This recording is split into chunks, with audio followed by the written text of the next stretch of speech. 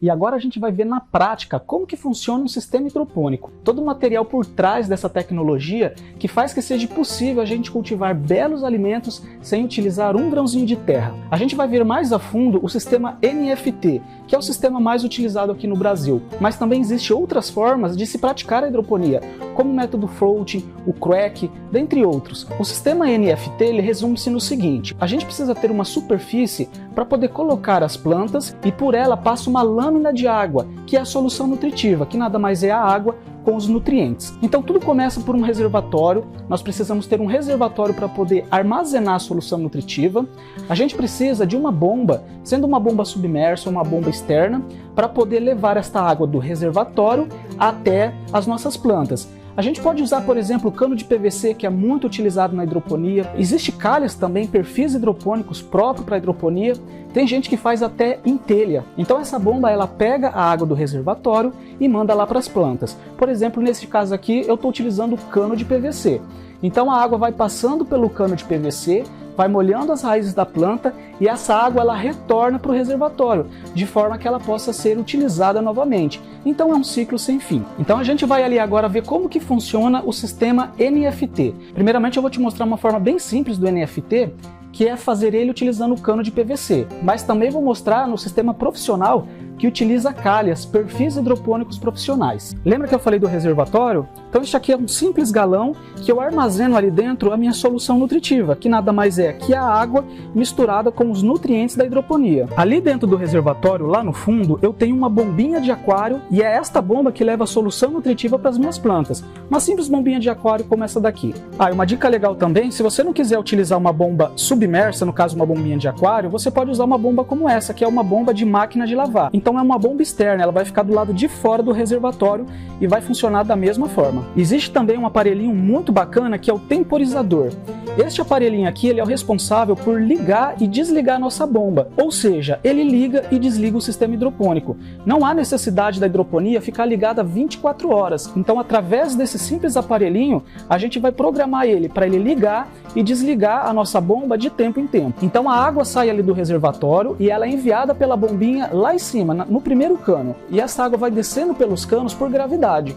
Então ela faz todo esse circuito aqui e volta para o reservatório. Depois a bomba manda ela novamente, ou seja, fica fazendo todo um circuito. Um ponto bem interessante é que esses canos ele precisa ter uma caída de forma que essa água possa fazer todo o circuito.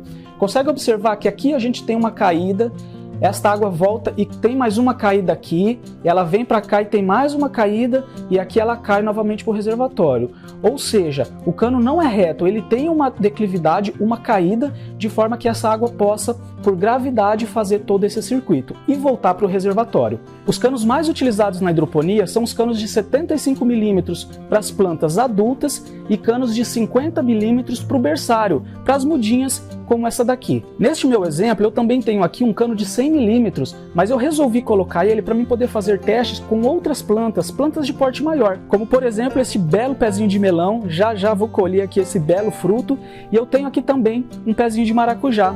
Olha só que bacana! O espaçamento que nós utilizamos entre um furo e outro é de aproximadamente 25 centímetros entre um eixo e o outro, ou seja, entre o meio de um furo e o meio de outro você pode fazer utilizando 25 centímetros. Porque no caso de plantas como o alface, que tem um volume maior, elas não ficam disputando espaço. Então, em torno de 25 centímetros é o suficiente para você poder produzir belas plantas como um alface, por exemplo, rúcula, salsinha, cebolinha, agrião e várias outras. Esses furos aqui, eles foram feitos com serra-copo. Neste caso aqui eu fiz com a serra-copo de 64 milímetros. Dá para fazer também com a serra-copo de 54 milímetros. Uma coisa bem importante também que você deve ter percebido é esta fita prateada que foi passada aqui nos canos. E eu vou te explicar o porquê que a gente passa essa fita. Esta fita é esta fita metalizada aqui, certo? Qual que é a finalidade dela? Ela não vai deixar o cano esquentar. Consequentemente, se o cano não esquenta, a água, a solução nutritiva também não vai esquentar, o que é muito bom para as nossas plantinhas.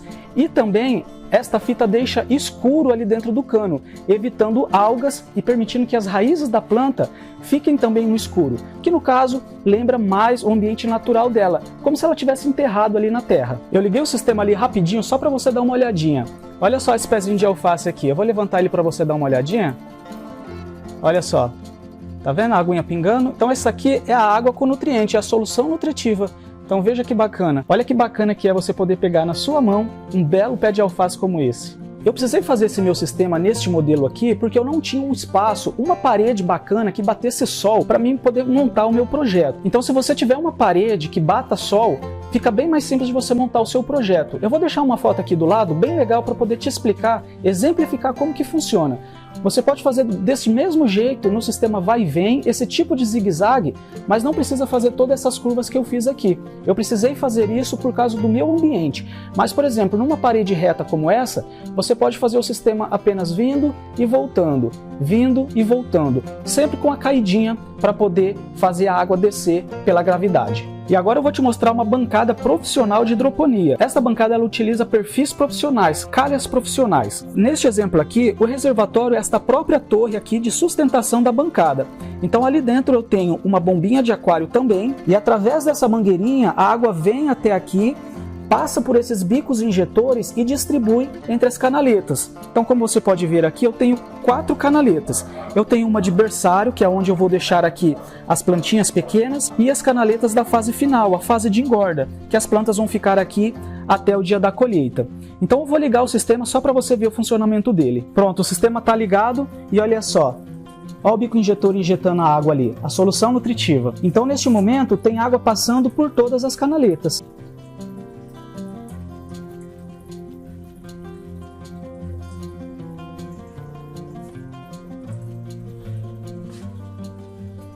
Você também consegue fazer uma bancada hidropônica dessa utilizando também canos de PVC. Eu vou deixar uma foto aqui do lado bem bacana para você que vai ilustrar bem como que você pode fazer uma bancada dessa utilizando os próprios canos de PVC. Você conseguiu perceber que aqui a gente tem essas espuminhas. Isso aqui é a espuma fenólica, é aqui que tudo começa.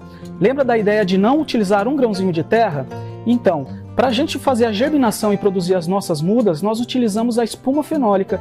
Então a gente coloca aqui a sementinha e ela vai ficar aqui nessa espuma, desde a germinação até a fase final de colheita. Existem também 2 equipamentos muito importantes na hidroponia e que vale muito a pena você ter, que é o medidor de pH e o medidor de condutividade. A função do medidor de condutividade é ele calcular a quantidade de nutriente que tem ali dentro da água. Ou seja, através dele a gente consegue saber se a nossa solução nutritiva, se ela está fraca ou se ela está muito forte. Desta forma a gente consegue fazer o controle. Então a gente consegue proporcionar para as nossas plantas, através desse medidor, a quantidade de nutriente necessária que elas precisam. Então nem vai faltar nutriente e nem vai ter nutriente em excesso utilizando esse simples aparelho. E através do medidor de pH, a gente consegue controlar o pH da nossa água. E o pH na hidroponia é muito importante para as plantas. Nós utilizamos em torno de 5,5 e 6,5 pH. Nesta faixa, as plantas conseguem absorver mais nutrientes. Então, caso o seu pH esteja baixo ou esteja muito alto, você vai saber utilizando este aparelhinho. E assim, basta utilizar alguns produtos para hidroponia para poder baixar ou subir o pH da sua água.